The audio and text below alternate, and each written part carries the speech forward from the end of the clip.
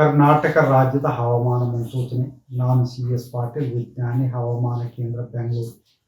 ನಾನು ಮುಂದಿನ 5 ದಿನಗಳವರೆಗೆ ಕರ್ನಾಟಕ ರಾಜ್ಯದ ಹವಾಮಾನದ ಮುನ್ಸೂಚನೆಯನ್ನು ಸಂಕ್ಷಿಪ್ತವಾಗಿ ವಿವರಿಸುತ್ತೇನೆ.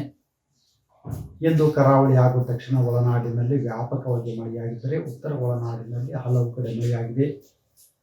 ಪ್ರಮುಖವಾಗಿ ಕಾಸಲ್ ರಾಕ್ ಉತ್ತರ ಕನ್ನಡ ಜಿಲ್ಲೆಯಲ್ಲಿ 18 ಸೆಂಟಿಮೀಟರ್, ಜಗಲ್ ಬೆಟ್ಟ ಉತ್ತರ ಕನ್ನಡ ಜಿಲ್ಲೆಯಲ್ಲಿ 14 ಸೆಂಟಿಮೀಟರ್, ಧರ್ಮಸ್ಥಳ ದಕ್ಷಿಣ ಕನ್ನಡ ಜಿಲ್ಲೆಯಲ್ಲಿ 10 ಸೆಂಟಿಮೀಟರ್, ಸಿದ್ದಾಪುರ ಉಡುಪಿ ಜಿಲ್ಲೆಯಲ್ಲಿ 7 ಸೆಂಟಿಮೀಟರ್, ಲೋಂಡಾ ಬೆಳಗಾವಿ ಜಿಲ್ಲೆಯಲ್ಲಿ 5 ಸೆಂಟಿಮೀಟರ್, ಶೃಂಗೇರಿ ಚಿಕ್ಕಮಗಳೂರು ಜಿಲ್ಲೆಯಲ್ಲಿ 13 ಸೆಂಟಿಮೀಟರ್, ಆಗುಂಬೆ ಶಿವಮೊಗ್ಗ ಜಿಲ್ಲೆಯಲ್ಲಿ 12 ಸೆಂಟಿಮೀಟರ್ ಮಳೆಯಾಗಿದೆ. ಈಗಿರುವ ಹವಾಮಾನದ ಸಿನಾಪ್ಟಿಕ್ ಸ್ಥಿತಿ ಏನೆಂದರೆ, ಆಂಧ್ರ ಪ್ರದೇಶ ಹಾಗೂ ಒಡಿಶಾದ ಕರಾವಳಿ ಹತ್ತಿರ ಸರ್ಕ್ಯುಲೇಷನ್ನು 9.6 ಕಿಲೋಮೀಟರ್ ಎತ್ತರದವರೆಗೆ ಇದ್ದು, ಇದರ ಪ್ರಭಾವದಿಂದ ಬಂಗಾಳ ಉಪಸಾಗರದ ಆಂಧ್ರ ಪ್ರದೇಶ ಹಾಗೂ ಒಡಿಶಾದ ಕರಾವಳಿಯ ತೀರದಲ್ಲಿ ವಾಯುಭಾರ ಕುಸಿತವಾಗುವ ಹೆಚ್ಚಿನ ಸಾಧ್ಯತೆ ಇದೆ.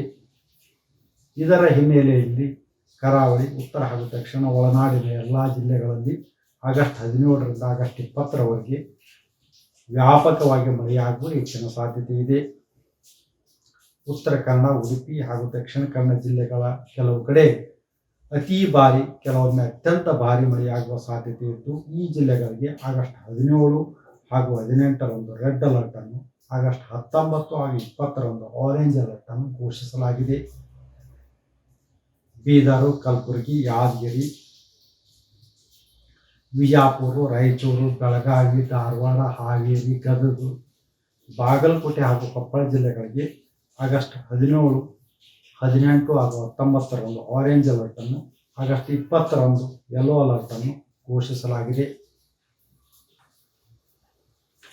ಶಿವಮೊಗ್ಗ, ಚಿಕ್ಕಮಗಳೂರು, ಹಾಸನ ಹಾಗೂ ಕೊಡಗು ಜಿಲ್ಲೆಗಳ ಕೆಲವು ಕಡೆ ಅತಿ ಭಾರಿ, ಕೆಲವೊಮ್ಮೆ ಅತ್ಯಂತ ಭಾರಿ ಮಳೆಯಾಗುವ ಸಾಧ್ಯತೆ ಇದ್ದು, ಆಗಸ್ಟ್ 17 ಹಾಗೂ 18ರಂದು ರೆಡ್ ಅಲರ್ಟನ್ನು, ಆಗಸ್ಟ್ 19 ಹಾಗೂ 20ರಂದು ಆರೆಂಜ್ ಅಲರ್ಟನ್ನು ಘೋಷಿಸಲಾಗಿದೆ. ಮೈಸೂರು ಹಾಗೂ ಚಾಮರಾಜನಗರ ಜಿಲ್ಲೆಗಳಿಗೆ ಆಗಸ್ಟ್ 17ರಂದು ಯೆಲ್ಲೋ ಅಲರ್ಟನ್ನು ಘೋಷಿಸಲಾಗಿದೆ.